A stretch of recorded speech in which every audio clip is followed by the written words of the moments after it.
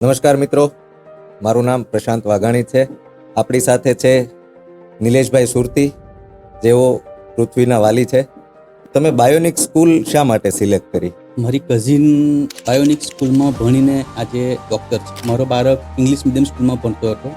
મેં એને English medium સ્કૂલમાંથી ઉઠાડીને આપણી ગુજરાતી માધ્યમ શાળામાં મૂક્યો છે. 40-50% લાવતો હતો, આજે 80% લાવે છે આપણી શાળા. સ્કૂલ દ્વારા જે હોમ વિઝિટ થઈ રહી છે એ બાબતે આપનું શું મંતવ્ય છે?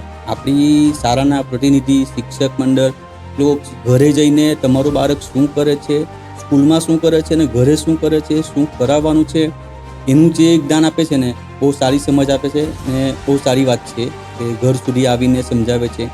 એમનું કામ તો માત્ર શાળા સુધી હોય. એટલે જે એક્સ્ટ્રા ક્લાસની જે વાત થઈ રેમેડિયલ, એટલે તો એમાં બાળકને અલગથી બેસાડવામાં આવતું હતું?